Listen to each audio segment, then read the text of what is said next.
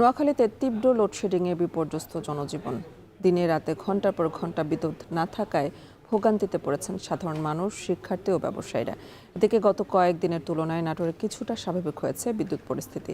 আর এ নিয়ে বিস্তারিত জানাতে নোয়াখালী থেকে যুক্ত আছেন সহকর্মী নাসিম শুভ এবং নাটোর থেকে যুক্ত আছেন মাহবুব হোসেন। শুরুতে চলে যাব নাসিম শুভর কাছে। শুভ, জানাবেন লোডশেডিংয়ের পরিস্থিতি এখন কেমন ওখানে?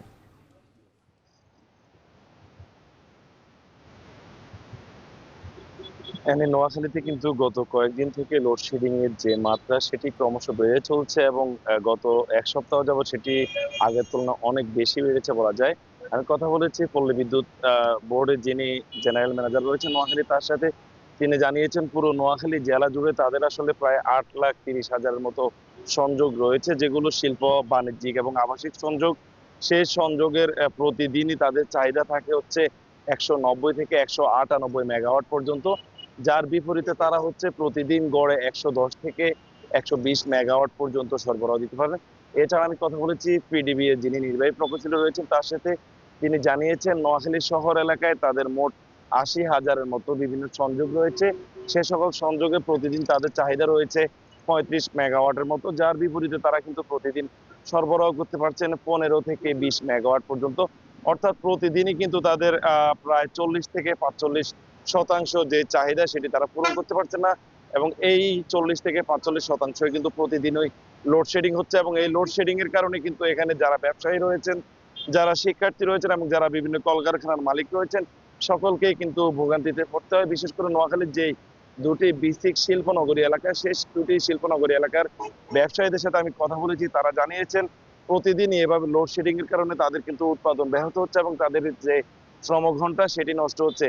পাশাপাশি আর অল্প কয়েকদিন পরে যে উচ্চ মাধ্যমিক এবং সমমানের পরীক্ষা, সেই সমমানের পরীক্ষায় যারা পরীক্ষার্থী রয়েছেন তারা বলছেন লোডশেডিং এর কারণে তাদের কিন্তু বেশ বেগ পেতে হচ্ছে। অর্থাৎ তারা যখনই পড়তে বসছেন কিছুক্ষণ বিদ্যুৎ থেকেই আবার লোডশেডিং এর কারণে যখনই বিদ্যুৎ চলে যাচ্ছে, এতে করে তাদের একদিকে পড়ায় বিঘ্ন হচ্ছে, অন্যদিকে তাদের আসলে তারা পড়ায় ঠিক মতো মনোযোগ দিতে পারছে না, যার কারণে তাদের দাবি আসলে এই পরীক্ষা চলাকালীন অন্তত যাতে নিরবিচ্ছিন্নভাবে তারা বিদ্যুৎ সেবা পাচ্ছেন।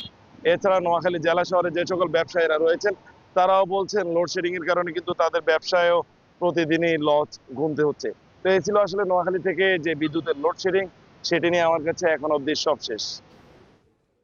লোডশেডিং এর আরো খবর জানতে এবার চলে যাব নাটোরের মাহবুবের কাছে। মাহবুব, জানাবেন বিদ্যুৎ সরবরাহ স্বাভাবিক আছে কিনা ওখানে?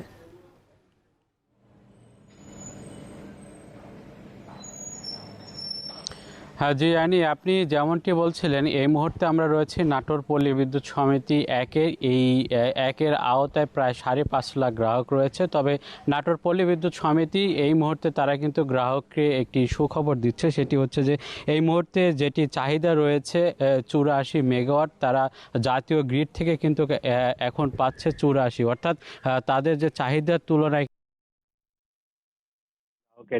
মধ্যে। তবে আপনাকে জানিয়ে রাখি যে গতকাল রাতে নাটোর পল্লী বিদ্যুৎ সমিতি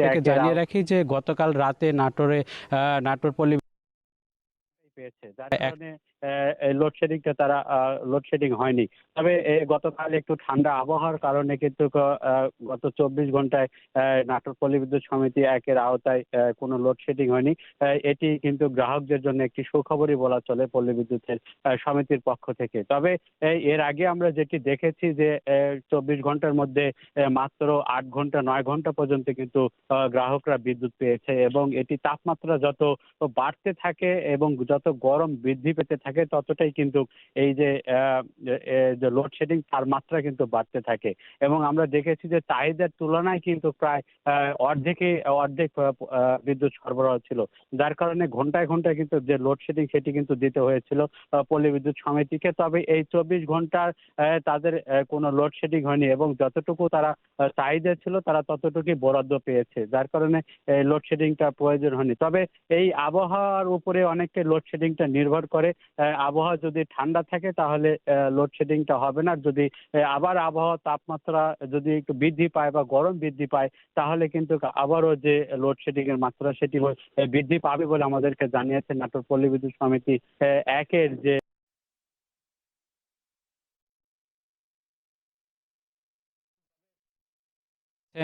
ফখরুল ইসলাম তিনি আমাদেরকে এমনটি জানিয়েছেন। তবে এই সুখবরটা পল্লী বিদ্যুৎ সমিতি কতটুকু সময় তারা ধরে রাখতে পারবে বা কতটুকু সময় তারা দিতে পারবে সেটি কিন্তু একটি প্রশ্ন দেখা দিয়েছে, যার পুরোটাই কিন্তু জাতীয় গ্রিড থেকে সরবরাহ করা এবং যে আবহাওয়া রয়েছে এর উপরে নির্ভর করছে। সো এই ছিল নাটোর থেকে। দেশের বিদ্যুৎ পরিস্থিতির খবর জানাচ্ছিলেন সহকর্মীরা।